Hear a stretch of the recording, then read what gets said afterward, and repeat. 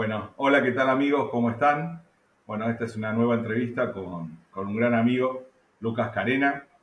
Nos conocimos allá por TV1 hace muchos años. Y da la casualidad o la causalidad que yo en los 90 tenía un programa en radio acá en Acasuso, en San Isidro, Buenos Aires, llamado La Brújula. Después del tiempo, Lucas y Pablo Dávoli hacen La Brújula. Así que, bueno, se ve que los dioses manejan nuestros hilos, ¿no? Así que bueno, bienvenido Lucas. Les comento a toda la audiencia que Lucas es licenciado en Comunicación Social por la Universidad de Rosario, tiene magíster en Estrategia de Comunicación, ha escrito libros, tiene bueno, sus columnas en La Brújula en lo que es en YouTube, comparte con Pablo Dávali, también otro gran personaje, que es un dúo dinámico ya, un clásico en YouTube, donde tocan temas muy profundos, esotéricos, bueno, de todo tipo. Así que Lucas es una enciclopedia parlante. Así que Lucas, bienvenido acá a este programa y bueno, muchas gracias por estar. Bueno, gracias. Lo de parlante seguro, lo de enciclopedia no sé, ¿viste? Eso, dejémoslo para que lo juzgue la gente. Sí, ¿cuánto tiempo? Yo creo que estuvimos en mi canal hace un año y medio también compartiendo con vos. Era para épocas del encierro que yo hice algunas transmisiones y creo que charlamos también juntos en mi canal. Sí, y es verdad, en TV1. Cuando pensamos en el nombre de La Brújula, no pensamos que íbamos a ser innovadores ni originales. Salió, digamos, ese nombre. Nos pareció que íbamos a hacer así una estética medio así cartográfica, como la que tenés a tus espaldas, así con mapas, lupas. Y nos pareció que iba a estar interesante por el tipo de temáticas que íbamos a abordar. Pero sí, es verdad que hay más de un programa La Brújula. En internet, ya por el tiempo que llevamos, el otro día estábamos justo en un programa con Pablo hablando de eso. Se van a cumplir el año que viene 10 años, desde el 2014 que empezamos a transmitir con La Brújula, 10 años de existencia, con alguna interrupción en el medio, pero el programa, claro, casi una década, hace que hayamos capitalizado un poco más el nombre por ahí en estos tiempos. Seguramente hay más de un programa La Brújula. Y bueno, y sé, Gabriel, que vos tenés sí mucha experiencia en distintos medios de comunicación, has hecho radio, bueno, en TV1 cientos de veces, a par, te has convertido en un gran hispanista y bueno, yo celebro este tipo de diálogos y conversaciones con gente amiga con la que comulgamos en general en la mayoría de los temas. Puede haber alguna menudencia en la que podamos disentir o pueda llegar a haber alguna disonancia con Patricio Lons, por ejemplo, la tengo, pero es un gran amigo y aprendo mucho con él, admiro mucho lo que hace, ¿no? Y realmente ha hecho una cruzada hispánica digna de destacar y de, bueno, y de imitar, así que es un gusto estar acá en tu canal, Gabriel. Bueno, muchas gracias y bueno, Rosario tiene su potencia también, ¿eh? Lucas, Pablo, Marcelo, Gullo también, que está haciendo estragos con el tema de la hispanidad, por suerte. Sí. Es un gran valor que se vino a nuestro cierto, grupo. Y bueno, digamos que esto está aprendiendo. Bueno, vamos a hablar de la masonería, ¿sí? El tema que nos convoca. ¿Qué nos podés contar? ¿Cuándo se inicia? ¿Si se inicia o si se hace visible en una época o ya estaba desde antes? ¿Qué nos podés decir a todo esto? Mira, el tema de la masonería es un tema interesante. Vos sabés que cuando yo hacía la maestría, uno piensa que solamente esto de la masonería aparece en círculos así muy heterodoxos de pensamiento, o las bibliotecas de masonería son bibliotecas que están fuera de cualquier ámbito académico. Cuando yo hice la maestría, en aquel momento fue una de las primeras maestrías que se habían aprobado por el sistema de CONEAU, de jerarquización universitaria, y tuve la suerte de que en aquella época la maestría que yo hice era una maestría de 3 años, ahora prácticamente grado, porque no estaba tan agilizado y no estaba tan determinado bien la diferencia entre el doctorado y la maestría. Muchas veces hasta se confundía el objeto de tesis de una maestría, de un magíster y de un doctor. Cuando las universidades medievales, en su momento la Universidad de Bolonia, el que podía dictar clase en el claustro universitario, el título más grande al que se podía aspirar era al de doctor, y en la Universidad de la Sorbona, en cambio, se hablaba del título de magister, ¿no?, en latín, que significa el maestro, el que podía enseñar en la universidad. Y cuando empezó toda esta vorágine, todo este mare magnum de carreras de posgrado, muchas universidades ofrecían, sobre todo al principio, de manera casi indistinta, la titulación de magíster y de doctor, hasta que después se llegó a una convencionalidad de que el título de doctor era el máximo título académico al que se podía aspirar, sobre todo para el que hace docencia, para el que se dedica a la investigación, y el título de magíster era el máximo título profesional al que se podía aspirar. Hoy las universidades prefieren, en lo posible, docentes que tengan como mínimo magíster, y si pueden doctorado también, pero si no, con tener la carrera pedagógica puedes dar clase en una universidad. Pero digo que cuando yo cursé la maestría, quien era director era el Liceo Verón, y a través del Liceo Verón tuvimos, digamos, contacto en esa época con Humberto. Y Humberto Eco era un tipo, digamos, megalómano y polímata en su capacidad de abordar los distintos temas, más allá de que uno puede tener muchas reservas con algunas de sus consideraciones, pero claro, sobre sociedades secretas, sobre simbología, ¿no? Es el autor de El nombre de la rosa, El cementerio de Praga, sobre todo en su parte, no solamente como estudioso de la semiótica, la estructura ausente, sino también como literata, abordaba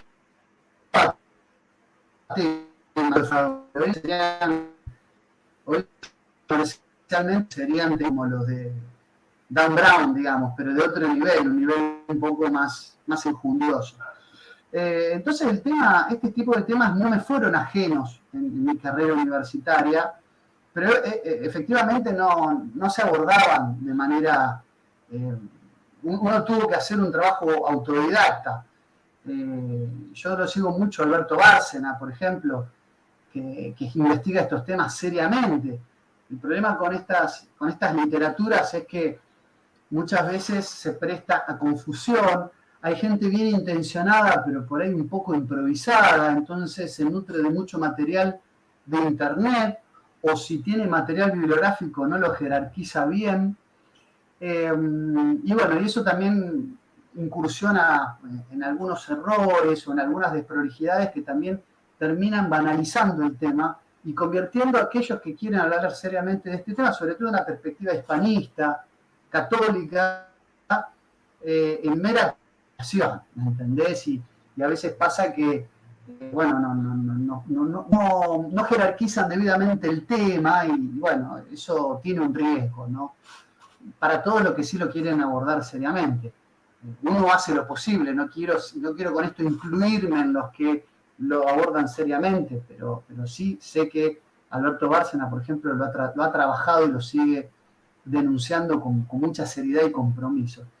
El tema de la masonería, es decir, como fecha fundacional, hay que tomar una fecha indudablemente, que es 1717, como fecha donde la Gran Logia de Inglaterra construye, ¿no?, la idea de la masonería especulativa para diferenciarse de algo que había quedado medio perdido en el tiempo, donde se reúnen los distintos orientes masónicos que habían quedado desperdigados, ¿no?, por Europa sobre todo, y se dan las famosas, en la década de 1720, las famosas constituciones de Anderson.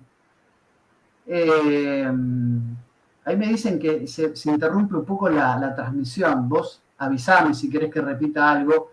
Yo tengo el problema de que me estoy armando la sala para transmisiones y tengo mi router en el extremo opuesto de la casa. Me tengo que poner un enrutador acá que me sirva de repetidora para tener mejor señal, por lo menos menos recidivante. Si se llega a cortar, por favor avísame y retomo el tema o vuelvo para atrás, no hay ningún problema. Listo, te aviso. Gracias. La idea de esto de que hubo como un momento refundacional, reorganizativo, es muy importante porque fue a partir de aquí, de las constituciones de Anderson, que se crea esta idea de los nuevos ritos de antiguos y aceptados. Es decir, los aceptados quiere decir que se le permitía el acceso a la masonería a gente que no venía de ese origen arquitectónico de constructores a los que se los tenía históricamente asociados. La idea es que hay como una nueva etapa ilustrada, iluminista de la masonería, intelectualizada, que tenía una mirada sobre todo antropológica desde una perspectiva del progreso y una filantropía del culto a la razón, que se ven materializadas en estos nuevos ritos, que eran nuevos en el sentido de reorganizarlos y rejerarquizarlos, pero que no necesariamente implicaba esto generar una novedad, sino que la pretensión de la masonería era justamente volver a los secretos más antiguos, asociados sobre todo a sociedades como los templarios y un largo etcétera de sociedades que permanecieron como en el ostracismo y en la persecución de la iglesia y que se organizaron en el secretismo y una suerte, en una suerte de, si se quiere, de neocatacumbas, ¿no? Porque no querían ser exhibidos estos planes de manera orgánica y organizada. El documento fundacional tiene que ver con las constituciones de Anderson. La verdad es que cuando se organizan las constituciones de Anderson aparecen los nuevos grados simbólicos, también se llaman los grados azules, en los que podemos decir que hoy está el gran y amplio porcentaje de los miembros de este tipo de organizaciones, ¿no? Es decir, los 3 grados simbólicos, que son los grados iniciales o grados azules, es donde está casi el 80% de los que pertenecen a estas organizaciones. Y es verdad que lo importante de estas primeras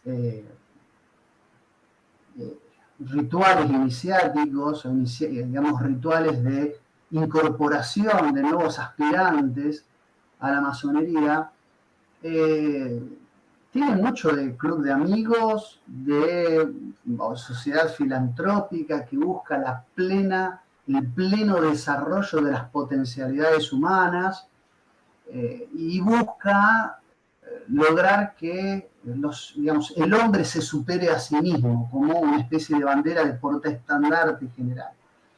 Lo que sí es cierto, y esto hay que admitirlo, es que se les enseña a todo miembro que se incorpora a la masonería que tiene que ver con el origen mismo de los cultos, el origen mismo de los cultos, que tiene que ver con este mítico personaje que aparece mencionado muy por arriba, muy por así nomás, que es el famoso constructor del templo de Salomón, el Hiram Abif. Fue un artesano constructor al que el rey Salomón le encarga la construcción del templo. Recordemos que el templo de Salomón fue construido en el año 988 a.C., es decir, y destruido en el 86, fueron un poco más de 400 y pico de años que estuvo el primer templo por el Nabucodonosor I, lo destruye por primera vez y después se reconstruye 5 siglos antes de Cristo y lo destruye en el año 70 Tito y Vespasiano, cuando somete nuevamente a los judíos de Jerusalén. Y cuando Salomón lo construye en el monte de Meirá, en Jerusalén, a pedido de su padre, el rey David.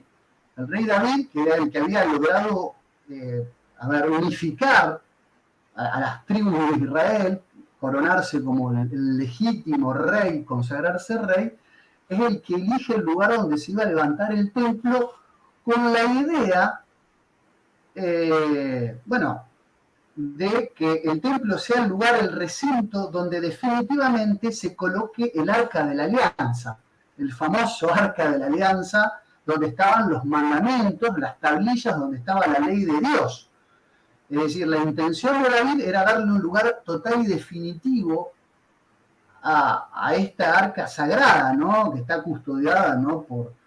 por unos ángeles, por unos querubines alados, ¿no? En una arca dorada, se la ha figurado muchísimas veces.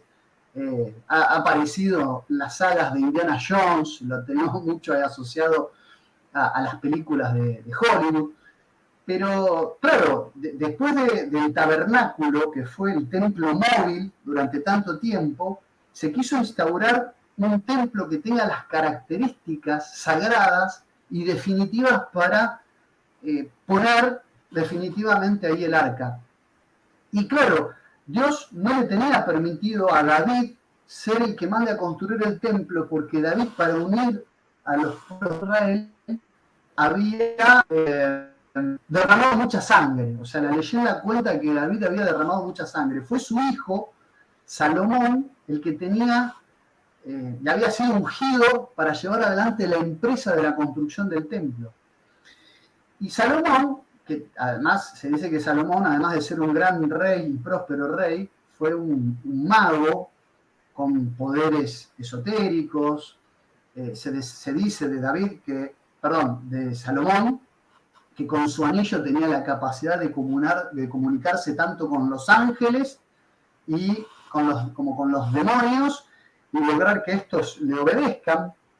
Hasta ese punto llegó el reconocimiento de Salomón como alguien que manejaba las artes ocultas, al punto tal de que el templo no iba a ser un mero edificio, iba a ser una especie de oración de piedra, ¿no? De catedral de piedra, es una especie de grimorio arquitectónico. Un grimorio es una suerte de guía para invocar a entidades de otro plano. Por eso se habla tanto del templo de Salomón. Isaac Newton, que los conocemos hoy como el físico y el autor de los Principia Mathematica, la mayor cantidad de libros que escribió fueron sobre el templo de Salomón. De hecho, tiene un libro que se llama El Templo de Salomón. Era fanático de las artes ocultas, se lo asocia con el rosacrucismo, y la mayor parte de sus escritos eran teológicos o tenían que ver con sus investigaciones del Templo de Salomón. Las columnas yaquinamboas, que eran antepasados de Salomón, el pórtico de entrada con ese piso en ajedrez, todo tenía un simbolismo, porque en él estaba impreso todo un arte de invocación, un arte grimórico se llama. Hay un libro muy sombrío, muy oscuro, que se llama el Grimorio Ars Goetia.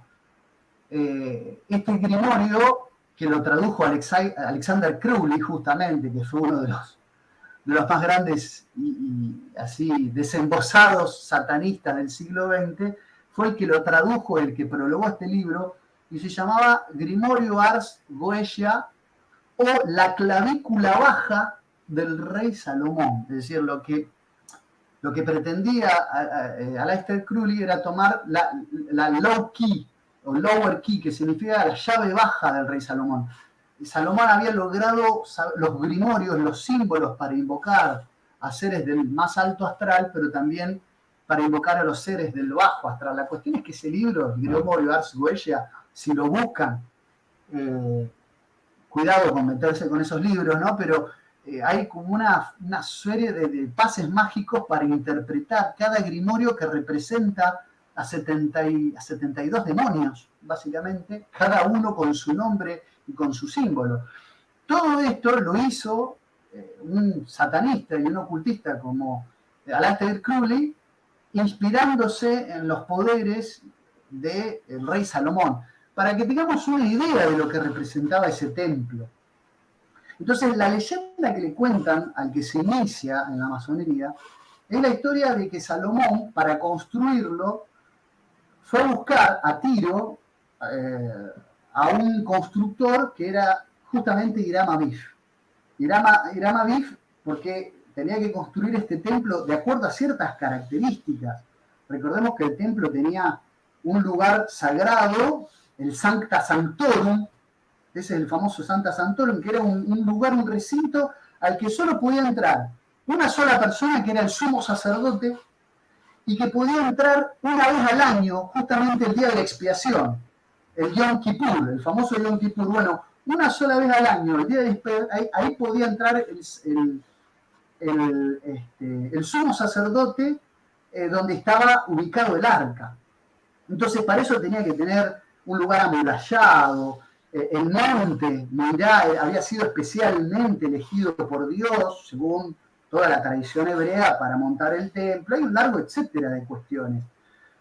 Y bueno, en toda esa característica, digamos, en ese compendio de características que tenía que tener el templo, el arquitecto tenía que ser una persona muy preparada y se eligió a este Hiram Abif, que es un ser del que se conoce poco.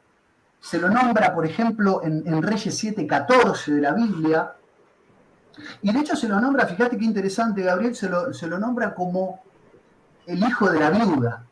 De ahí que los masones se hacen llamar hijos de la viuda, como si fueran como su padre fundador. Ahora, lo que los textos veterotestamentarios dicen de Hiram Abif simplemente era que era un hombre lleno de sabiduría, inteligencia y de ciencia. No dicen otra cosa. Y ellos toman, los masones, estas tres características, la sabiduría, la inteligencia y la ciencia, como tres características inmanentes del progreso. Es decir, van a reducir esto al progresismo, básicamente. El hombre de ciencia y el hombre inteligente y sabio va a ser el productor. Disculpa, Lucas, ahí se entrecortó. ¿Qué dijiste lo último? Sí. ¿Puedes repetirlo? Claro que en Reyes 7:14, esta triple caracterización de Hiram Abif como un hombre sabio, inteligente y científico, un hombre de ciencia, la masonería lo interpreta como tres características de toda la masonería y la interpreta como rasgos del progresismo que luego va a embanderar y va a tremolar la masonería. Es decir, esta sabiduría, esta inteligencia es el conocimiento de las artes ocultas de la construcción. Hiram Abif era un hombre iniciado en las artes ocultas de Egipto, según cuentan ellos, que en hebreo es el Mizraim. Justamente cuando se habla de las logias Mizraim, hacen referencia a este arte oculto traído de Egipto. Archos significa jefe o guía, y tectos significa constructor, por eso el arquitecto es el que guía a los demás constructores. Entonces, cuando la masonería pasa de ser justamente operativa a ser masonería especulativa, ellos lo que hacen es tomar este mito de Hiram Abif, que organizó a todos los constructores que lo ayudaron a levantar ese templo mítico y los agrupó en tres categorías. Los aprendices, que eran los que menos sabían y tenían que seguir a otros, a los compañeros, que eran como los que ayudaban, que tenían un poco más de conocimientos, y a los maestros.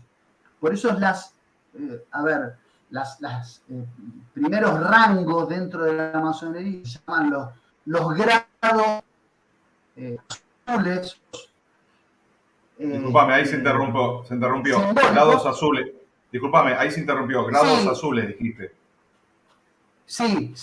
También llamados grados simbólicos, lo que hacen con las constituciones de Anderson es reeditar esta agrupación que hacía Hiram Abiff, según este mito, esta leyenda, este relato, y darle el nombre a estos primeros 3 grados como Hiram Abiff había agrupado a estos constructores del templo.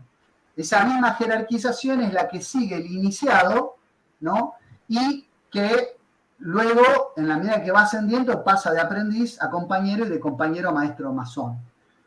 Después, bueno, hay una serie de cuestiones, digamos, al aprendiz se le llama iniciado, al compañero se le llama adelantado y al maestro se le llama exaltado, ¿no? Uno dice iniciados resumiendo un poco, pero en realidad cada uno en su jerarquía tiene como una relación distinta con respecto a las logias. Esto siempre teniendo en cuenta que muchos de los que se inician en estas logias no tienen plena conciencia de lo que pasa después.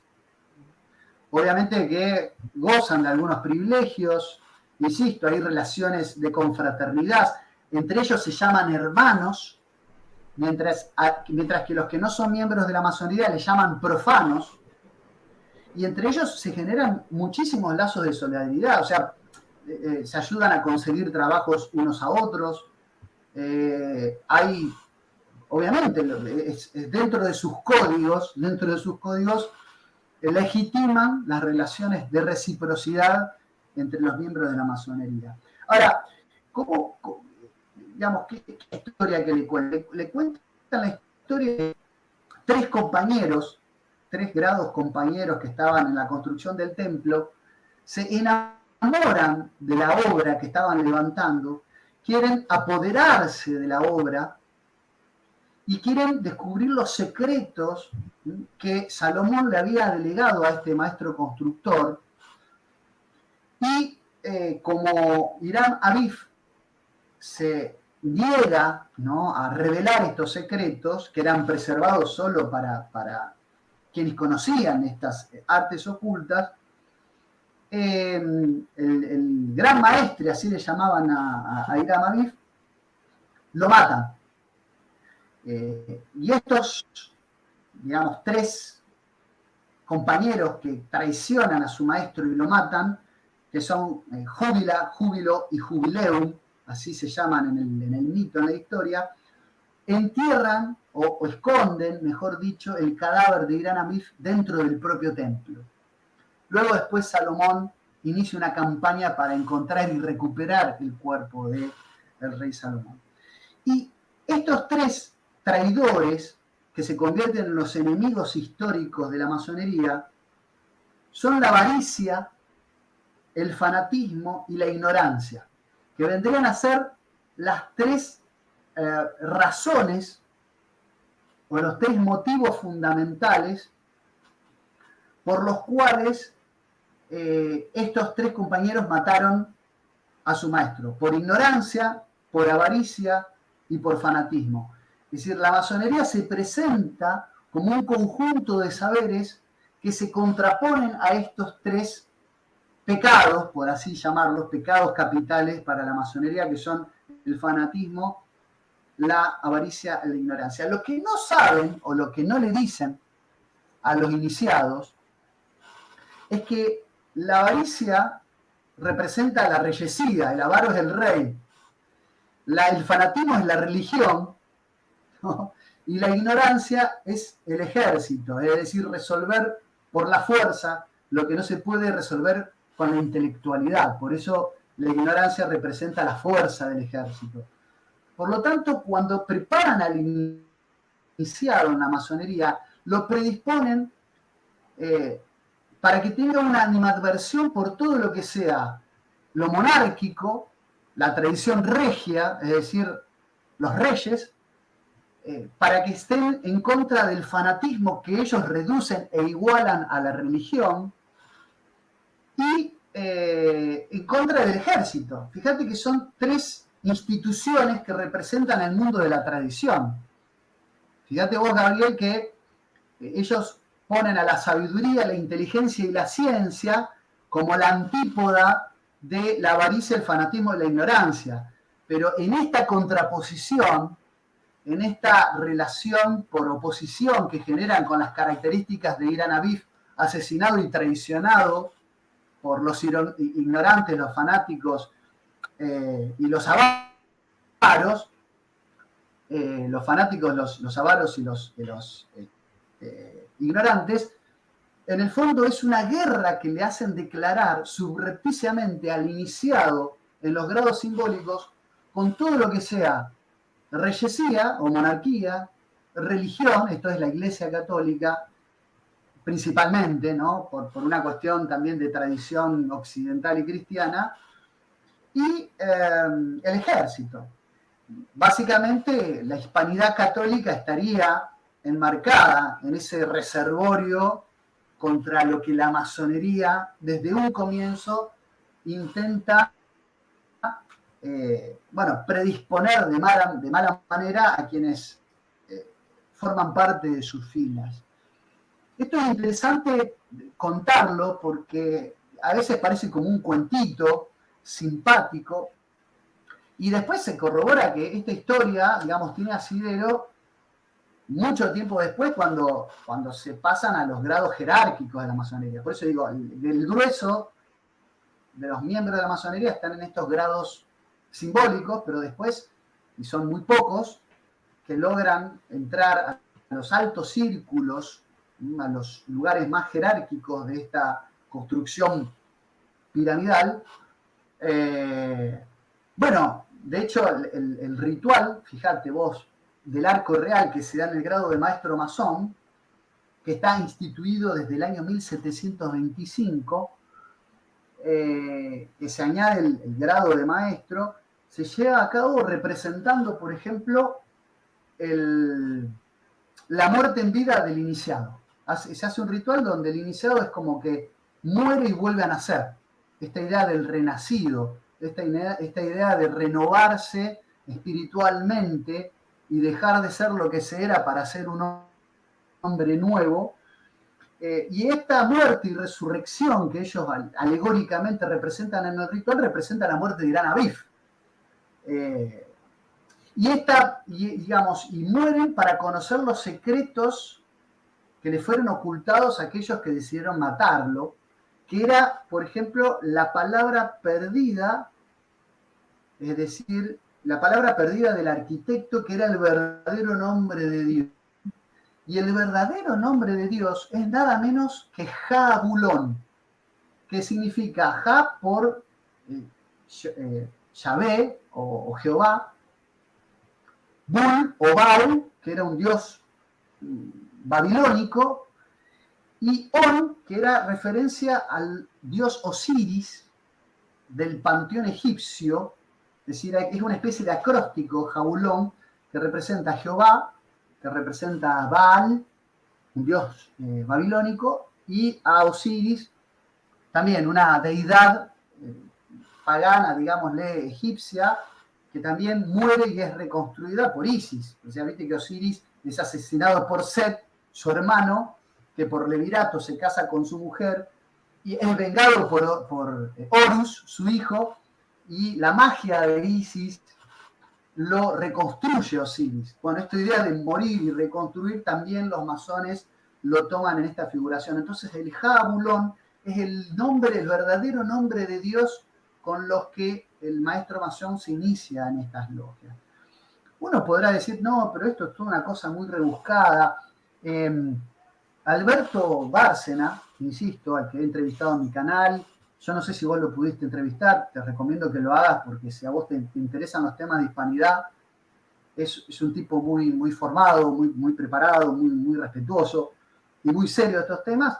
Él dice en una entrevista que está en Foro Católico que en el grado 29, tiene 33 grados el rito escocés de antiguos y aceptados masones, el que impera en Inglaterra y de los que fueron los grandes maestres que tuvimos en Argentina empezando por Domingo Faustino Sarmiento. Vayan al cementerio de la Recoleta, vayan a la tumba de Sarmiento, no los estoy mintiendo, o vayan a la casa natal de Sarmiento y lo van a corroborar, ¿no?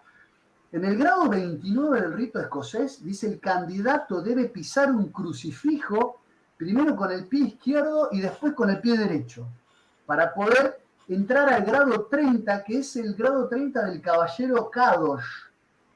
La idea de Chevalier Kadosh, o caballero Kadosh, que es el grado consagrado de la masonería, y vos accedes a casi la totalidad de todos los secretos de la masonería. Por supuesto que acá se llega muy poco. En 1918, y este es un dato que quiero corroborar para que ninguno diga que estoy despilfarrando teorías conspirativas, la enciclopedia, la Católica Enciclopedia en 1918, en la edición de 1918, dijo de este rito que era una aversión anticatólica.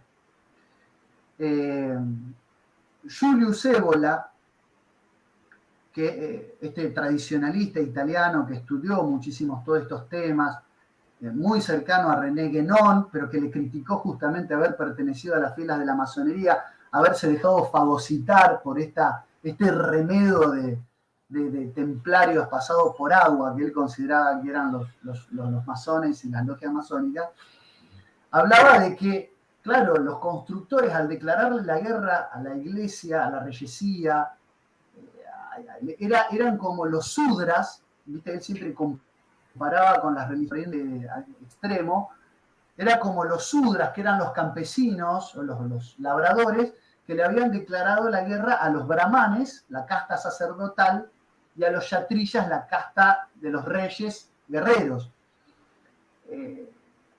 Ébola hacía esa comparación un poco, que en el fondo el odio de la masonería tenía que ver con toda la tradición y con todo lo que tenga que ver con la tradición. Hay una cosa muy interesante en este punto. Una vez entrado en el grado de caballero Kadosh, hay un ritual en el que ellos tienen que blasfemar contra una tiara papal y una corona. No miento, digamos, esto lo pueden corroborar, hay muchísima bibliografía. Ellos tienen que blasfemar contra una tiara papal y una corona de rey para consagrarse definitivamente en el ritual del caballero Kadosh, haciendo alusión a la venganza de la muerte de Jacques de Molay. Fíjate qué interesante, porque a Jacques de Molay lo muere quemado, según se cuenta también, acá hay mucho de historia, hay varias versiones, pero entre un papa, Clemente V, y Felipe el Hermoso, el rey de Francia, son los que se,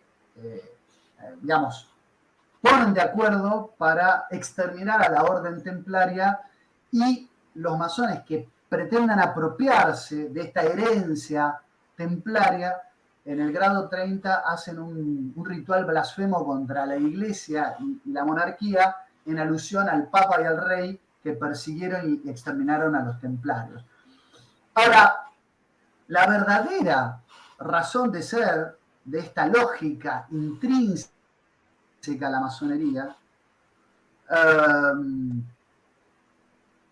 es la idea subversiva y revolucionaria altamente inmanente que está impresa en todas las campañas que ha acompañado a la masonería. Agustín Barruel, en el siglo XVIII, en sus famosos trabajos de Memorias para servir a la historia del jacobinismo, hace las primeras relaciones entre la Revolución Francesa, el jacobinismo, ese extremismo jacobinista revolucionario, y la masonería. Uno de los grandes constructores de las leyendas negras hispánicas, o sea, uno de los grandes artífices de las leyendas negras contra la hispanidad católica, contra sobre todo la Inquisición española, es Voltaire. Voltaire,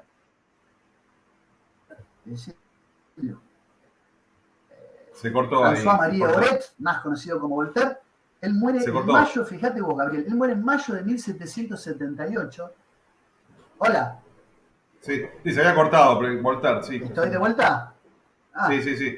Bien, bien. Bueno, no sé dónde me quedé. Te decía que Voltaire, que Voltaire. muere en mayo de 1778,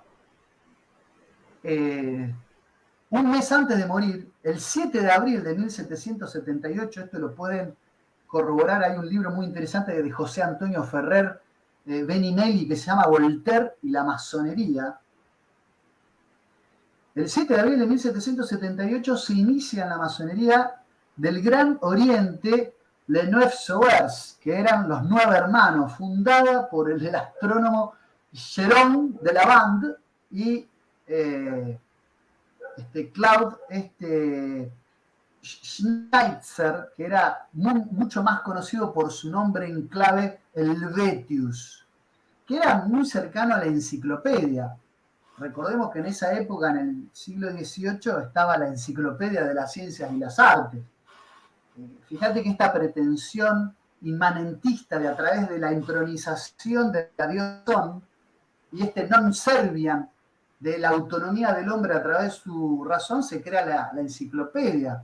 Diderot, D'Alembert, Targot, Condorcet, Condillac, eran todos intelectuales muy vinculados o muy cercanos a espacios masónicos, pero que querían abordar el conocimiento de una manera enciclopédica. Enciclopedia significa enkyklos paideia, es decir, todos los conocimientos abordados de manera circular, enkyklos, en ciclo, o sea, paideia, el conocimiento cíclico. Pero esta idea de cíclico tiene que ver con la circularidad de abrazarlo y abordarlo todo.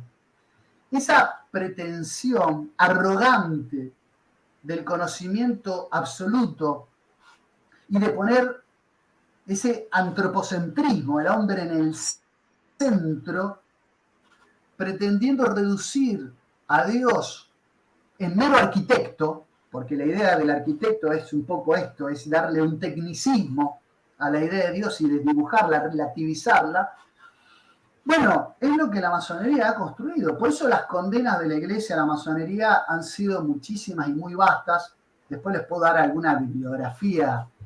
Les puedo, digamos, hay muchísima, pero alguna bibliografía interesante sobre la cuestión dentro de la iglesia católica y la masonería, como para, corroborar esta idea de que el principal problema es que la masonería, más allá de sus rituales iniciáticos, nunca se declara públicamente en los medios de comunicación como verdadera enemiga ni de la tradición, ni de la religión, sino que la deja como algo que en una concordia siempre que la religión quede cajoneada en el foro íntimo de la persona.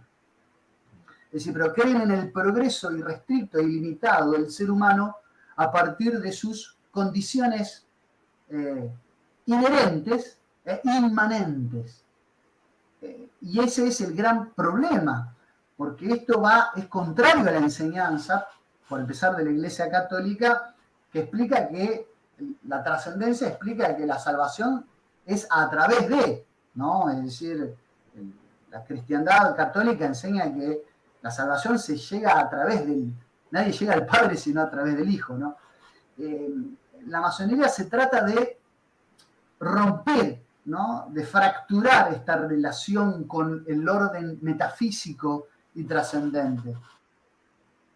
Y se hace una suerte de remedio de tradiciones esotéricas, muy edulcoradas, muy pasadas por agua, pero que van de figuras alegóricas, mitológicas, pero siempre haciendo al mismo tiempo, y pareciera como una especie de contradicción, un culto a la razón, ¿no? Y a las potencialidades humanas basados en sus propias capacidades intrínsecas. Eso es muy interesante, ¿no? de exaltar. Ellos tienen mucho lo que es la figura de Prometeo, ¿no? El que le claro, da, claro, digamos, claro. Habla de Prometeo, porque es una analogía con la masonería, ¿no? Claro, bueno, Prometeo era hijo de un titán, Jápetos, y claro, es una figura, es un titán que roba el fuego, el mito roba el fuego sagrado que es el fuego del conocimiento, y se lo entrega a los hombres. De ahí que Zeus lo castiga. De hecho, los tragediógrafos escriben sobre Prometeo, ¿no? Que lo dejan encadenado y con un águila comiéndole las entrañas en una herida inmarcesible que nunca cicatriza, pero que tampoco nunca muere, es una especie de dolor eterno. Está como, no sé si se cortó o si seguimos bien al aire. Sí, se cortó, bueno, pero se entendió. Si querés repetirlo, no hay problema. Bien. No, claro, es decir, el castigo que le inflige Zeus por una desobediencia, que es una desobediencia que los luciféricos, porque de ahí viene la palabra luciferino, la luz que baja de las alturas, consideran que esta desobediencia es una desobediencia liberadora. Es decir, esta suerte de intransigencia y esta suerte de desobediencia, claro, está muy vinculada, alguien escribió por ahí, como la serpiente, ¿no? Está muy vinculada a esta idea de comer del fruto prohibido. Hay cosas que Dios en el Edén nos daba la posibilidad de gozar de todo la creación, excepto de elegir lo que está bien y lo que está mal. Ese es el árbol de la sabiduría del bien y el mal. Vos sabés que hecho, hay... Disculpame un segundo, que justo te corto. Justamente... Dale, estamos charlando. No, hablando con Mario Sabán, que es un cabalista, realmente una excelente persona, hacía la analogía, bueno, a nivel numerológico, que el serpiente tiene la misma frecuencia y numerología que el Mesías. O sea, es como que se corresponden entre los dos, el Mesías y el serpiente. O sea, el conocimiento y el Mesías. O sea, es como que uno por medio del propio conocimiento podés transformarse en un Mesías también. Digamos que en la Cábala, esto es lo que es la investigación, es como que tienen sus analogías y sus códigos secretos y tiene mucho que ver el tema de la masonería con el tema de la Cábala. En sí, con la simbología también y con todo lo que tiene que ver con justamente con los nombres de Dios y todo eso. Solamente quería interrumpir con eso. Cuando hablabas de la serpiente y del conocimiento, me acordé de esa analogía, ¿no? Que se corresponde. Sí, no, que la figura prometeica es un arquetipo de una desobediencia liberadora. Ahora, esa liberación, de hecho, creo que una de las misiones, una de las 12 misiones de Hércules era liberar a Prometeo de esas cadenas, si mal no me equivoco, pero claro, efectivamente, el no servirás, el no obedecerás, es un mandato luciférico que, de acuerdo a las distintas tradiciones ocultistas con las que nos enfrentemos, es venerado, muchas veces reivindicado, pero claro, tiene la peligrosidad esta, ¿no?, de hacer de la libertad la negación del temor de Dios. En última instancia es esa, ¿no? Ese es el dilema que presenta esta figura arquetípica del Prometeo. La masonería indudablemente ha sido una de las forjadoras de un espíritu revolucionario contra todo el orden jerárquico establecido. Por eso ha acompañado un sinnúmero de movimientos revolucionarios. Por eso yo te decía que Voltaire, que se inició en la masonería, que era el padre de la razón, terminó haciendo todo un culto, hacía todo un ritual iniciático Voltaire frente al busto, a una cabeza, el busto 16, que fue dado justamente después de la toma de la Bastilla, ¿no? Claro. Y lo que es contradictorio, miembro del doctor Guillotín.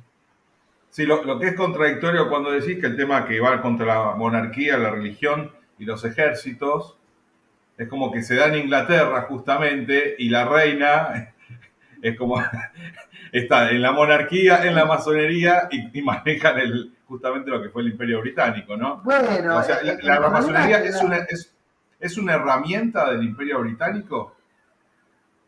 Bueno, es muy interesante la pregunta que haces. Esa aparente contradicción, justamente en el siglo XVIII, cuando England, la ciudad de Los Ángeles, el país de Los Ángeles, Inglaterra, England, se convierte en la pérfida John Dee Lugano. hablaba de eso. John Dee hablaba Claro, de eso. John Y que, Dee, y que la antípoda justamente son las Islas Malvinas. claro, exactamente. Las antípodas de Inglaterra. Es decir, hay toda una. A ver, tomar las Islas Malvinas, más allá de las cuestiones geopolíticas que podemos hacer, tener acceso a la llave del pasaje de Drake. Los ingleses hoy se declaran un país con proyección antártica por tener las Falkland o las Islas Malvinas para nosotros. Más allá de las cuestiones geopolíticas, geoestratégicas que podemos establecer, la monarquía británica es sumamente ocultista. De hecho, el duque de Kent es justamente hoy quien conduce los destinos de la masonería británica y desde allí tienen las riendas de todo este remedio de logias masónicas que están pululeando alrededor del mundo. Pero es que lo que pasa es que la monarquía en Inglaterra se ha convertido en una suerte de cáscara vacía de contenido, donde justamente por contra de la saga artúrica, por ejemplo, a contrario sensu de todo ese bagaje mitológico que nos aporta un R.R. Tolkien, o toda toda esa cristiandad que nos puede brindar el legado de un Chesterton, por ejemplo, esa literatura católica,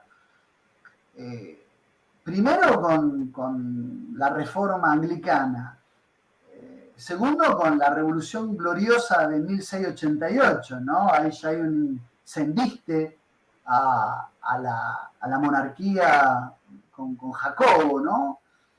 Y se termina de destruir la cristiandad. Bueno, Oliverio Cromwell no hace falta, no necesita presentación. Claro, la primera república es en Inglaterra, justamente. La primera república es en Inglaterra. Exactamente, y es la cuna de las entidades financieras, es decir, lo que fue el desmadre y el control privado del Banco de Inglaterra, que fue la experiencia previa a la Reserva Federal de Estados Unidos. Fue la cabecera de playa, el ensayo para controlar las finanzas a nivel mundial y generar un gobierno supracapitalista que no tiene una regionalización y que deviene luego en esto que Marcelo Bulo llama oligarquía financiera internacional, ¿no? O que Gustavo Salles te habla de cleptocorporatocracia financiera mundial. Es la cuna de todo eso. Claro, son los venecianos, los genoveses que se trasladan a Holanda y de Holanda a la nobleza, exactamente. Su origen replica muy bien Chardelli en La Corona Británica, un libro que recomiendo, habla de la nobleza negra veneciana, que cómo nace ese contubernio que toman como un cáncer a Inglaterra y luego desde allí hacen pivot para armar la Round Table y todas esas ruflas, digamos, todas esas gavillas delincuenciales que se apoderan de los bancos, sin lugar a duda.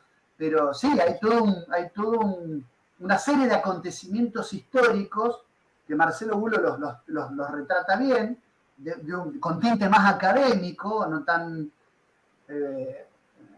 ocultista, pero que tienen su lado exotérico y su lado esotérico. No tengo dudas que las Islas Malvinas son un blanco de ataque por esa razón, porque son una suerte de... son las islas australes que se contraponían el espejo. Exactamente, es una imagen especular y al mismo tiempo contraria de las islas británicas. Es muy interesante ese tema. Sí, bueno, John Dee hablaba de eso, ¿no? Y cómo se fue conformando el Imperio Británico.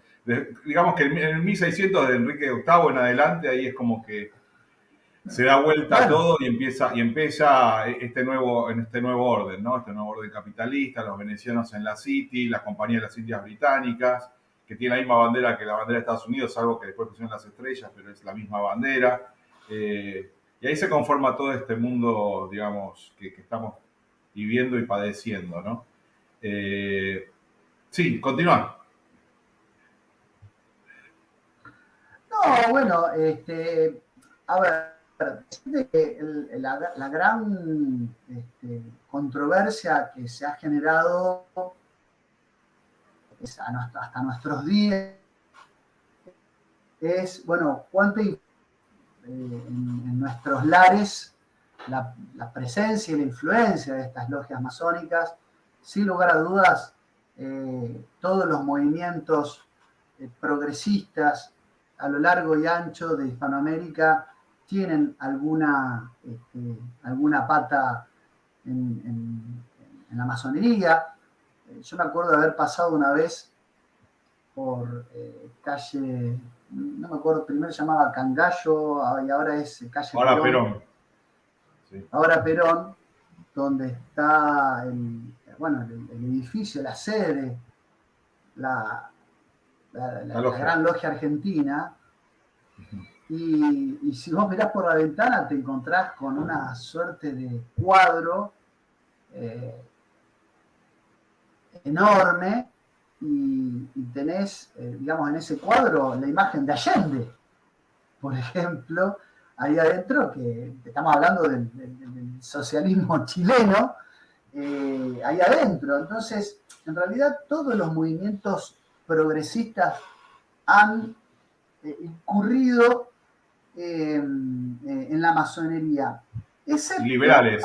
Y liberales también. Sí, la masonería lo que claro. Claro, aclaremos, porque si no es tanto. Lo que no acepta la masonería son los nacionalismos y, digamos, fascismos, ¿no? Después acepta todo izquierda y derecha. Lo que no permite es que haya, digamos, supuestamente naciones soberanas, ¿no? Claro, no, por eso yo te hablaba que se forjan, en este trípode de una autoridad política con identidad nacional, y una tradición, digamos, de espíritu de trascendencia y en un Estado fuerte y en un ejército fuerte. Por eso digo que siguen siendo esos enemigos históricos de la masonería, el mundo de la tradición en última instancia. Hay una excepción y hay un tema, porque estoy viendo que ya llevamos 1 hora de grabación y para mí es como si todavía no hubiéramos empezado. Pero bueno, estos temas son largos. Hay una excepción, y esto quiero decir un tema que también habíamos charlado como para hablar, que tiene que ver con la presunta adjudicación de la masonería al general Perón, ya que mencionamos la calle. Sí.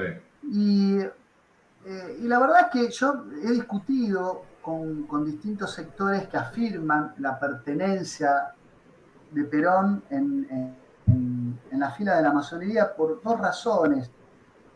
Una, el hecho de que cuando fallece Evita en el año 52, la Gran Logia de Unidos y Aceptados, la Gran Logia Argentina de Unidos y Aceptados, bueno, lo que hace es izar la bandera media asta y hacer un comunicado, bueno, con condolencias por la muerte de Eva Perón. Es una cosa absolutamente institucional que no es probatoria de nada. Pero yo en ese sentido soy muy crítico porque justamente los escolásticos usaban una expresión que se sintetiza en ferva. Disculpa, me repetí que se entrecortó. La verdad es que derrocado... Sí. Se recortó. Se cortó. Perdón.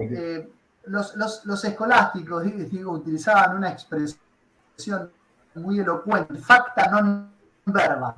Hechos, y cuando se da la revolución del año 55, la mal llamada para mí Revolución Libertadora, es que lo primero que hace el lonardismo, que le adjudicaba también esta cuestión de la fuerte masonería, la presencia masónica, tanto la GOFA como la Gran Logia Argentina, lo primero que hace Rojas y Aramburu, junto con el secretario de Estado Landaburu, es otorgarle a la masonería en el año 55 la personería jurídica, que en tiempos de Perón le había sido rotundamente negada.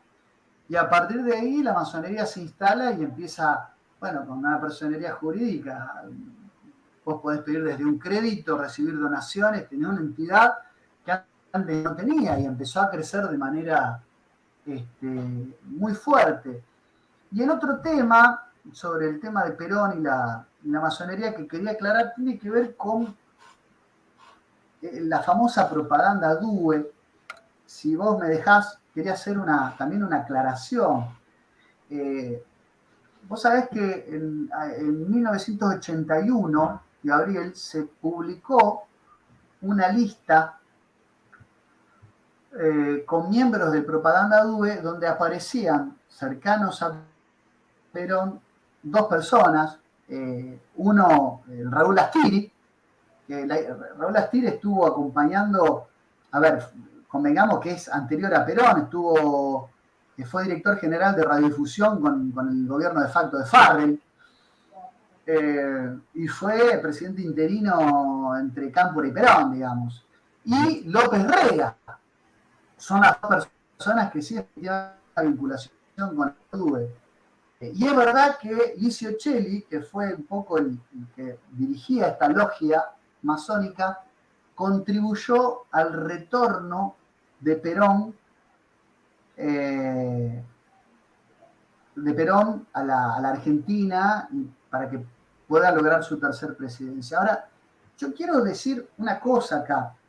La logia Propaganda DUE es una logia, por empezar, irregular, que no estaba vinculada a al Gran Oriente de Italia, había sido expulsado, y que, digamos, tiene características muy singulares. Es decir, yo sería muy cuidadoso con achacarle a todo el movimiento peronista una posición contraria a la Iglesia Católica por su acercamiento a la propaganda DUE, porque precisamente esta logia era la que manejaba el Banco del Vaticano en esa época. Y recordemos que Roberto Calvi, Michele Sindona, Paul Marcinkus, eran todos muy cercanos a Pablo VI. De hecho, Michele Sindona era amigo personal del Papa y eran los que manejaban el famoso escándalo del Banco Ambrosiano, del que fue partícipe, escándalo público, Roberto Calvi, que tuvo un asesinato ritual al estilo mafioso. En el puente de Londres. En el puente de Londres, apareció colgado con una piedra en el bolsillo del saco, ¿te acordás toda esa historia? Sí, sí. Pero hay que decir que en realidad era una logia con la que habría que acusar a toda la Iglesia Católica de estar involucrada y empapada, ¿no? Lo que pasa es que la idea de la logia irregular, viene del propio de Licio Celli. Licio Celli fue camisa negra en la época de Mussolini. Después se hizo falangista. Fue tan fiel falangista que Franco lo manda a misiones diplomáticas en la Alemania del Tercer Reich una vez que gana la Guerra Civil Española. Y en 1944, cuando está por terminar la guerra, Licio Celli se tiene que ir de Europa. No cuando empieza, cuando termina la guerra. Es decir, cuando está del lado de los perdedores, se tiene que ir a refugiar. ¿Y a dónde se va a refugiar? Viene a la Argentina, a nuestro país, y está hasta 1960 acá en la Argentina. Y ahí es donde traba amistad y conoce a Perón, pero por su pasado, con los regímenes tercer posicionistas, con todos los errores que les podemos achacar, pero por ninguna de las razones por las que los nacionalistas argentinos, que están enemistados con la masonería, pueden involucrar a esta logia, son características del propio Celli, por lo menos en sus inicios. ¿Qué pasó acá te comento algo. El tema del regreso de Perón, porque Perón lo que quería era regresar a la Argentina. Entonces, la forma de regresar a la Argentina, Celli en realidad lo que hizo fue un comunicador, tanto para lo que es el gobierno de Estados Unidos, efectivamente, con Henry Kissinger, representante del poder en Estados Unidos, y con el Vaticano. Digamos que Celli lo puentea a Giancarlo Valori, que era el que manejaba las cosas en Italia, ¿no? Y bueno, lo que pretendía Gelli era manejar, digamos, la representación comercial argentina con Europa. Y aparte, lo que quería también Gelli era infiltrar la masonería argentina dentro de sus planes y todas las relaciones. Bueno, vos acabás de anticiparte, vos sabés que Diego Massieri, a quien seguramente conoces, él me confesó que una vez lo entrevistó a Gelli. Él fue a Italia y se reunió con Gelli cuando estuvo. Y nunca se supo, nunca quedó claro, hay 3 versiones. Una que, a ver, Gelli, cuando se inicia, digamos, Gelli en la masonería, digamos, le dan el grado de maestre en esta logia irregular, porque los que los italianos son bastante raros. Los italianos, sí, los italianos hacen toda a su manera. Viste que en Italia es el único lugar donde existen los naco-comunistas, los cato-comunistas, que son católicos pero que van a misa los domingos, por ejemplo. De hecho, Gramsci ya un poco crea una heterodoxia marxista a partir de venir de una cuna católica pequeño burguesa, ¿no? También la P2 se vincula mucho con el tema de lo que fue el Gladio, también en Europa, la Operación Gladio. La Operación Gladio, bueno, ahí vamos. En particular, hay una cuestión. Los códigos de la mafia italiana, vos ves en El Padrino que los mafiosos entraban al Vaticano, tenían como pase directo para hablar con el Papa, pero esto un poco pasaba. De hecho, la palabra mafia es una palabra de origen masónico. Si vos te pones a pensar, cuando el gran maestre y jefe de las logias carbonarias, Giuseppe Mazzini, que era el que se intercambiaba cartas con Albert Pike en Estados Unidos, estas famosas cartas que alguna vez estuvieron en la biblioteca del Museo Británico, pero nadie vio. Pero, digamos, la palabra mafia era cuando Mazzini mandaba a perseguir a sus opositores. Ellos en clave, la palabra mafia implicaba una suerte de orden secreta de que él permitía los robos, los incendios y los envenenamientos. Entonces la masonería sería una especie de acróstico que significa Mazzini autoriza furti, incendi, avvelenamenti. De ahí viene la palabra mafia. Mazzini autoriza furti, incendi, avvelenamenti, que significa que Mazzini autorizaba todo ese tipo de desmadre con tal de ir a perseguir a sus opositores y a sus detractores. Entonces la palabra mafia ya de por sí es de extracción masónica. Ahora, lo cierto es que hay una versión que dice que Gelli quería al revés infiltrar a la masonería, ¿no?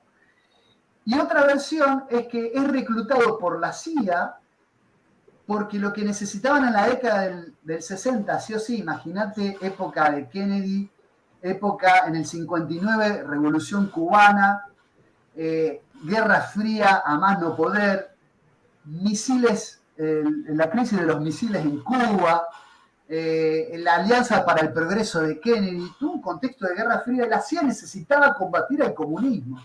En ese momento necesitaba poner toda la inteligencia al servicio de combatir el comunismo. Entonces, a este fascistoide de Gelli le perdonan la vida y lo ingresan a la CIA con tal de que sus contactos diplomáticos y los servicios de inteligencia que él manejaba le permitan sofocar los focos revolucionarios, ¿no? que a lo largo y ancho de América Latina. Y él, sobre pretexto de eso, dice era necesario neutralizar a los movimientos subversivos del cono sur de América Latina, haciendo que Perón retorne y ponga la casa en orden, y bueno, por eso fue artífice del. La cuestión es que no se sabe si fue un fisgón de la CIA y la masonería para infiltrar al Vaticano, o si al revés fue un camisa negra que quería infiltrar a la masonería. Por eso digo que sobre la logia Propaganda Due, que era, insisto, una logia irregular, muy rebuscada, con muchas aristas, hay que ser muy cuidadoso, ¿no? aparte, vos tenés el libro de Manfrioni, de Carlos Manfrioni, que se llama Montoneros Soldados de Macera, que justamente vincula a Macera con todo el movimiento subversivo de los que quisieron matar a Perón en Ezeiza, y que además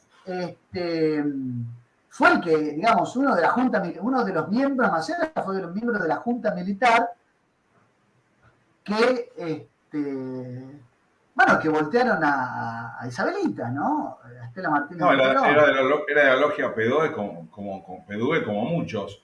Acordate que el tema de la logia Pedúe, lo que hablamos de la Operación Gladio y todo lo demás, justamente la infiltración era en las brigadas rojas, era la misma Pedúe, para que no haya comunismo. O sea, ¿sí?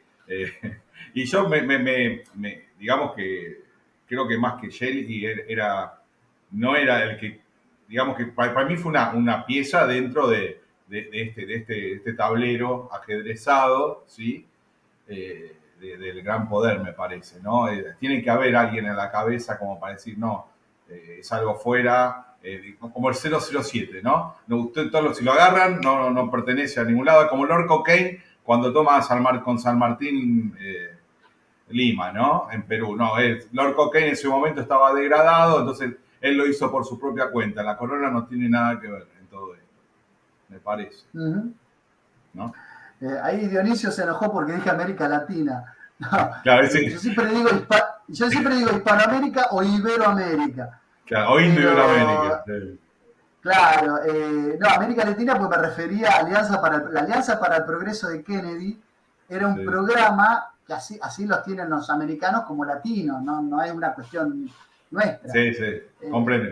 La Lácteo es una región del Mediterráneo que es una cosa, sí, Alberto Vuela es el filósofo argentino que se enoja con esa denominación América Latina. No, yo también. Todo. Sí. No, Dionisio dice que es un chiste, jamás lo habría creído. Bueno. No me lo tomo mal. Pero sí, efectivamente, digamos, tristemente es la versión más difundida de nuestra identidad hispánica, ¿no? Nosotros somos hablantes. Sí, tal cual. Vamos a meter una zancadilla, ¿no? Cuando vos hablaste de la masonería. No, vas a seguir hablando, porque el que sabe sos vos. ¿Qué te iba a decir? Aparte que te agarren a vos. Que se enojen conmigo. No. ¿Qué te iba a decir? Vos hablabas que tanto de izquierda como de derecha. Bueno, vos hablabas de Allende, que era también masón. Y también era masón Fidel. Bien. Iniciado también, digamos, en las órdenes jesuitas también, ¿no? Así que, digamos que esto es para que la audiencia vea cómo se articula el poder, ¿no? Que a veces lo que parece no es, los enemigos quizás no son tan enemigos. Creo que tiene que ver más con el control de todo esto, ¿no? No sé vos qué pensás en todo esto cuando hablas de psicología de masas, ¿sí? Que estudiás sobre esto. ¿Cómo ves el tema de la masonería con el control? No, por supuesto. Acá hay un tema que es que, a ver, las categorías izquierda y derecha, por empezar, son categorías eurocéntricas.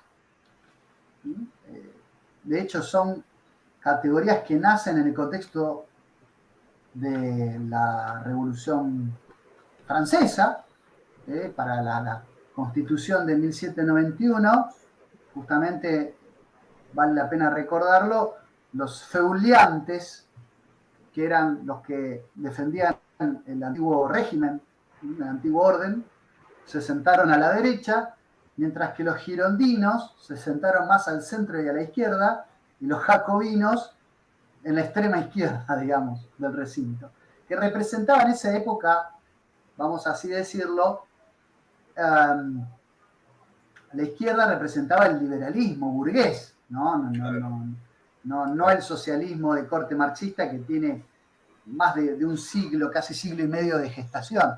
Pero, digamos, la derecha representaba el criterio de conservación, mientras que la izquierda representaba el criterio, de conservación o de restauración, monárquico, y la izquierda representaba la fractura del antiguo régimen y representaba la idea de la revolución. El republicanismo, por empezar, y las ideas de igualdad, fraternidad, ¿no? Libertad, en el sentido más jacobino de la expresión, donde tenías a estos exponentes como luego va a ser el régimen de terror de Maximilien Robespierre o el mismo Marqués de Lafayette, ¿no? Todos vinculados con la masonería. Esto no es novedad, por eso insisto que Agustín Barruel ya en el mismo siglo XVIII denunciaba este contubernio, esta asociación, esta articulación entre el pensamiento revolucionario jacobino y la masonería. Sí, sí, sí. Pero además de ser categorías eurocéntricas que atrasan, son las que hoy impiden pensar en categorías de digamos, la otra antinomia o el otro binomio que hace tiempo, que como vos, Gabriel, o como tantos otros, que somos todos francotiradores porque estamos tratando cada uno de su canal, de su pequeño espacio, generar algún tipo de conciencia, que es la antinomia entre patria y globalización. Es decir, izquierda y derecha, es decir, hoy liberales, vamos a decir así, liberales y socialistas, o socialismo marxista, para no confundirlo con el socialismo utópico pre-marxista, comparten un criterio de universalismo y de transnacionalismo que es absolutamente, digamos, se nutre de una perfecta concordia entre ellos. Es decir, la internacional socialista o esta idea del Estado mínimo que pregonan los libertarios son absolutamente incompatibles. Es decir, ellos se sienten cómodos en el terreno de una lucha por un orden internacionalista basados en el llamamiento, ¿no?, de los sectores de izquierda. Hoy ya no lo veríamos reflejados en una lucha de clases, pero sí en todos los movimientos que van desde la ideología queer, el indigenismo, el ecologismo, el feminismo, que son de extracción marxista, en tanto que establecen una idea también dual entre opresores y oprimidos. Es decir, ellos toman un antagonismo matriz entre un opresor y un oprimido y lo pueden traspolar a cualquier ámbito. De hecho, cuando se discutió acá en Argentina la ley de alquileres, ¿no?, los parlamentarios marxistas hablaban del inquilino como el oprimido y del propietario como un opresor. O sea, podían llevar las categorías del marxismo hasta ese tipo de ámbitos. Hablamos de un postmarxismo, de un neomarxismo amañado y edulcorado, que ya no cree en una revolución. Lo raro que no mencionan, lo raro que no mencionan al Estado, ¿no? Como que el regulador es el que tiene que generar la mediación de todo eso, ¿no? Claro, tal cual. Bueno, lo que pasa es que hay dos momentos. Ellos reniegan de un Estado burgués, ¿no? Pero claro. Pero lo loco de todo esto de la progresía, que ahora misma el Estado es el que subvenciona a esta progresía que hace que se ponga en contra con digamos, los propietarios o que tengan un buen sistema de medio de producción, ¿no? Y el Estado es el que se queda con la plusvalía de todo, es el que endeuda, y el que más pone justamente es el que tiene algún tipo de cuentapropismo, ¿no? Y hacen foco como que el malo de la película es el que tiene un poco de algo y no mucho, y generan esos antagonismos y la atomización de la sociedad. O sea, y se mantiene oculto justamente todas estas redes que ya vienen desde antes, ¿no? Que hablamos en Londres, la City, los grandes financistas, ¿no? ¿Cómo se oculta todo esto, no? Bueno, del otro lado, el liberalismo ataca la esencia del Estado, es decir, busca un orden espontáneo, sin la intervención del Estado, quiere reducir el Estado a su mínima expresión, o si pudiera el exterminio, la posición más anarquista, anarcocapitalista, sería el exterminio total del Estado, en tanto considera que el Estado es el principio y fin de todos los males, cuando en realidad todos los vicios del Estado que los tiene es porque tenemos un Estado cipayo al servicio de la alta finanza. El problema no es el Estado per se. O sea, Claro. si del Estado cipayo, entregador y endeudador que tenemos se trata, yo también soy anarquista, si se trata de ir contra ese Estado. Pero el problema no es la esencia misma del Estado, sino justamente de un Estado administrador, carente de todo contenido político y que se ha reducido justamente a un administrador tecnócrata que es el Estado liberal que los mismos liberales han construido, que se endeuda, que administra plata ajena y que hace negocios para él y sus amigos. Exactamente, vos fíjate que en realidad uno ve que estos estados modernos, el famoso libro de Hobbes, el Leviatán, ¿no? Este estado de Leviatán, que fue impuesto, estos estados modernos fue impuesto por estas órdenes que estamos hablando, ¿no? Por la City, todo un andamiaje, unos estamentos, con la parte económica con Adam Smith, que es la riqueza de las naciones, digamos, y la división del trabajo. Se generan estos estados, por lo menos que es en Hispanoamérica, la balcanización. La gente confunde Estado con nación, ¿sí? Hay una diferencia sustancial. Entonces, el Estado moderno, en realidad, en la parte invisible, no deja de ser una herramienta de ese poder que lo creó, ¿sí? Y no es la nación simboliza lo que es el pueblo, ¿no? Entonces, ¿cómo estamos articulados por un Estado que en realidad es exógeno a nosotros? Pero por supuesto, por eso hablo de Estado cipayo. Justamente claro. Lo que hay que hacer, Gabriel, es poner el Estado al servicio de la nación.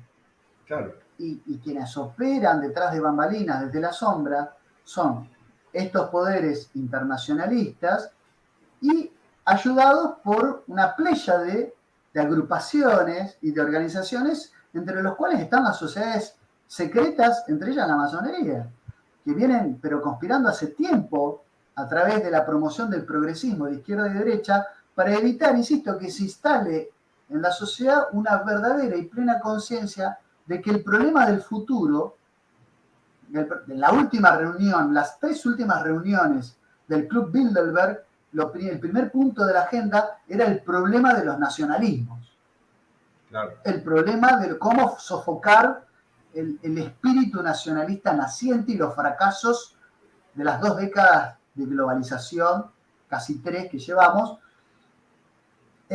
Por lo tanto, digo, en realidad lo que nosotros tenemos que seguir es generando la masa crítica para entender que el futuro se va a dirimir entre patria y nación, patria, padre, nación, nacer, nacemos de nuestros padres, es básicamente como el lado cóncavo y convexo de una línea curva, es decir, el reconocimiento de nuestras raíces contra el globalismo atomizador, balcanizador, y que pretende destruir y disolver nuestras sociedades y nuestras identidades.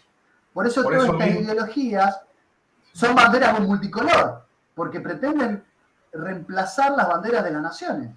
Todas, desde la huipala hasta la bandera LGBT, son todas banderas arcoíris porque es la no bandera.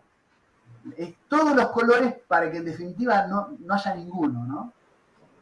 Exactamente, por eso es tan importante el tema de la hispanidad. Yo no lo abordo solamente, no es como un lado naif, sino es un lado estratégico.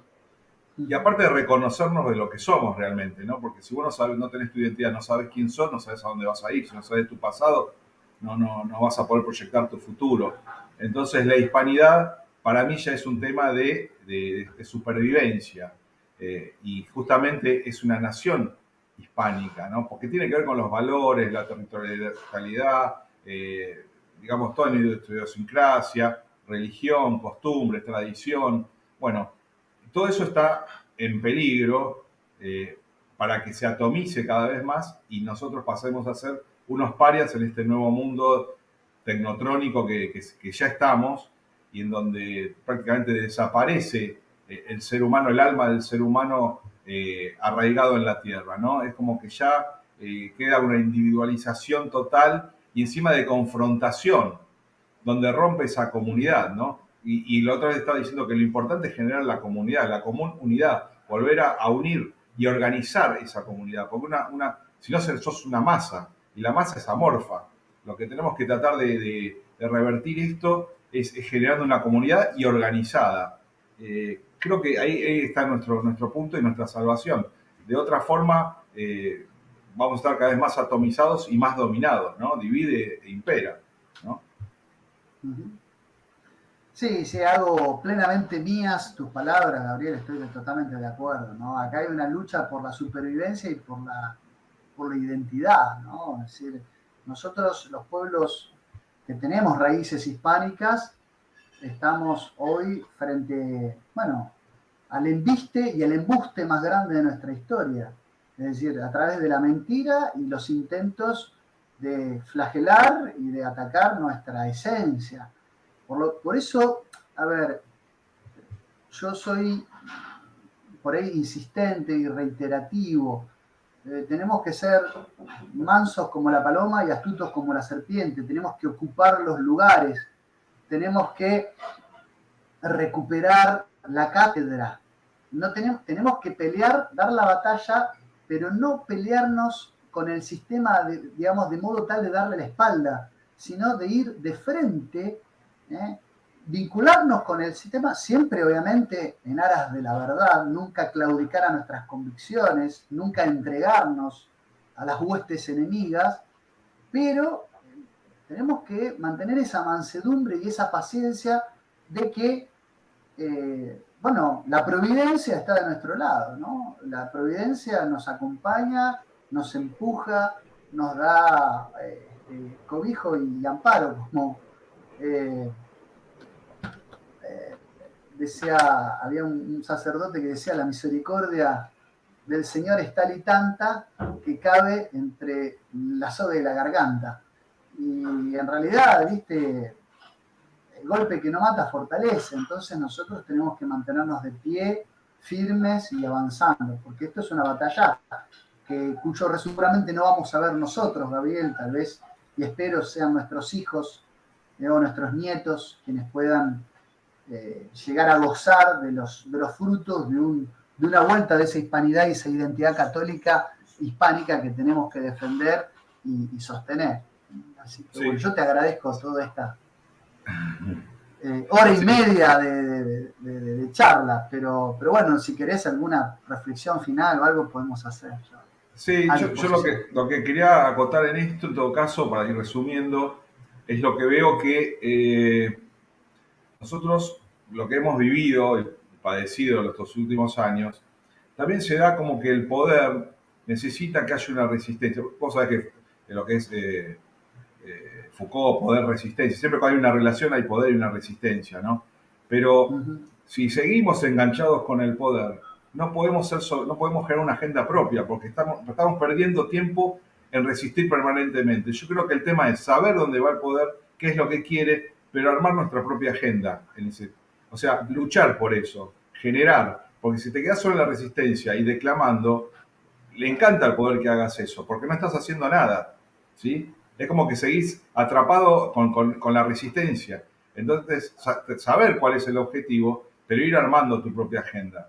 Creo que eso es importante.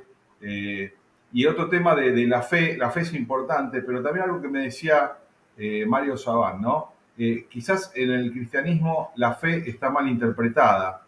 Ellos tienen como un acto de fe a lo que tiene que ver con la repetición de una tarea y llegar a la excelencia de esa tarea. Entonces uno se tiene fe de que lo va a lograr porque ya tuvo una praxis y sabe que lo va a realizar.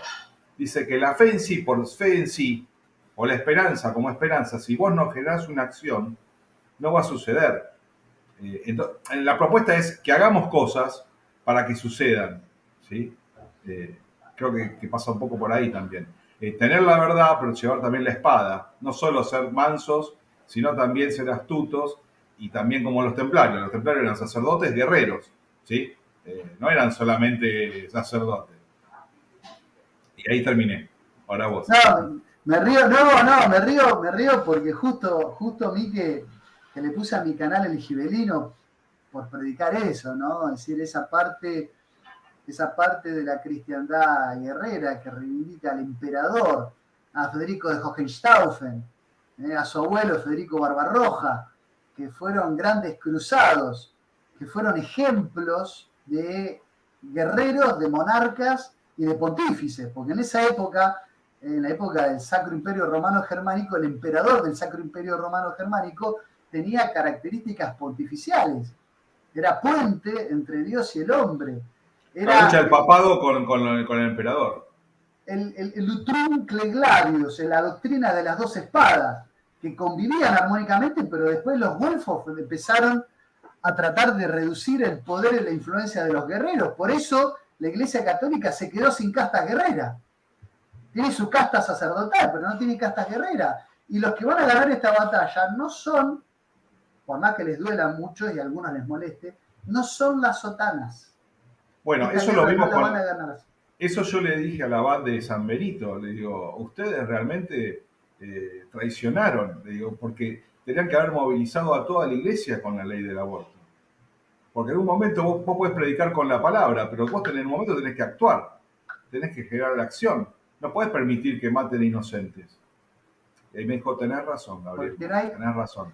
Porque en el fondo, en el güelfismo enquistado en la curia romana, aceptó la división entre la Iglesia y el Estado.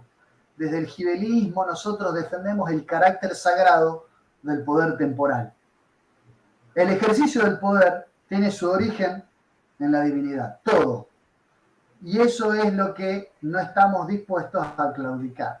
Hoy convive la religión por su lado y el poder del Estado, el poder secular en otro, como compartimentos que no se molestan, en concordato.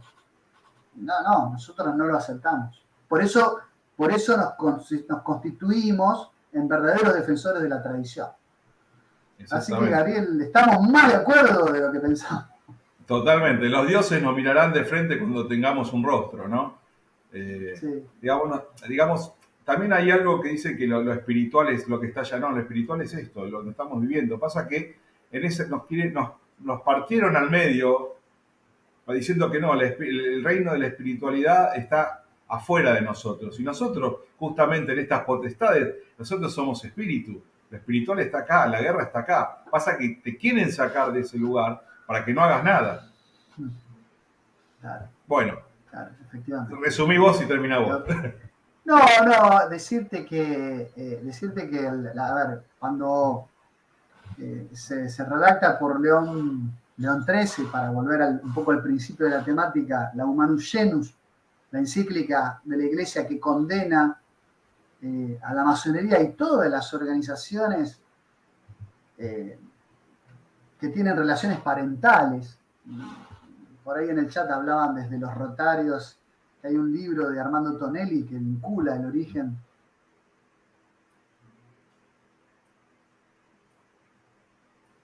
de los... Se cortó un poquito. Sí. Hablaba del libro. Ahí está. Cualquier organización protomasónica. Sí, no, hablaba del libro de Armando Tonelli sobre los Rotarios y su relación con la masonería, pero en realidad toda organización protomasónica o pseudomasónica es condenada por la visión de la hispanidad católica por su mirada inmanente, progresista y antitrascendente del mundo. Su concepción del mundo, su Weltanschauung, su mirada del mundo, es incompatible con el mundo de la verdadera tradición. Por lo tanto, uno apela a seguir infundiendo la verdad sobre estas organizaciones que, insisto, trabajan en red, cada vez están más amañadas en instituciones de carácter benéfico, de clubes sociales, asociaciones filantrópicas de beneficencia, ¿no? Casas de cultura, hacedores de cultura, de industrias culturales, en estas usinas que ya todos conocemos y que forman parte de una agenda común, que es la agenda 2030, no hace falta nombrarla. Por lo tanto, yo creo que la conciencia es el primer paso, la mirada del mundo en clave trascendente es lo que nos va a mantener espiritualmente a salvos de estos embates, insisto, y estos embustes, ¿sí? Porque el demonio es el mono de Dios, es padre de la mentira y mentiroso desde el principio. Y bueno, y apelar, ¿no?, a esta espiritualidad, como bien decías, que nos lleve a la acción, ¿no? No solamente quedarnos en la plegaria, sino también en tomar el cielo por asalto, de ser artífices de nuestro propio porvenir, tener esa identidad guerrera, ¿no?, de forjar, de blandir la espada, de blandir el gladio, blandir justamente, dar la estocada con la que nosotros vamos a ser victoriosos. Nosotros estamos dispuestos a dar la batalla y tenemos que darla hasta el final. Así que yo te agradezco esta charla, entrevista, como quieran llamarle, y ya tendremos oportunidad, sin lugar a dudas, de continuar este tema o algún otro también para seguir profundizando. Bueno, Lucas, muchas gracias por ser mi amigo, por estar acá, por batallar, por luchar, por poner toda tu integridad. Y bueno, me honra que estés aquí y que estés en este presente continuo que estamos transcurriendo. Así que te agradezco tu amabilidad por estar acá. No, gracias a vos por la invitación y ya serás nuevamente bienvenido en mi canal. Yo estuve ahora un parate por cuestiones laborales. No estoy haciendo yo entrevistas en mi canal, pero ya voy a volver a retomar todo eso y seguramente vamos a armar algo con Patricio Lons, con amigos en común, con Pablo Davoli. Seguramente vamos a estar armando algún grupo de intercambio. Así que Dale, el dale. agradecido soy yo y serás bienvenido también. Bueno, perfecto. Bueno, Lucas, nos despedimos de todos. Muchas gracias por haber visto esta entrevista. Si pueden compartirla, sería bárbaro. Lucas, el canal tuyo es el Gibelino, ¿no? En YouTube. El Gibelino. Y por supuesto que Gibelino. la voy a, con tu permiso, de acá a unos días la voy a compartir también para que Sí, la gente que tengo suscrita conozcan tu canal, te sigan y podamos darle difusión a este tipo de charlas que tan necesarias son. perfecto, perfecto. Bueno, seguimos en privado y bueno, abrazo para todos. Un abrazo. Hasta luego. Un abrazo grande. Hasta luego.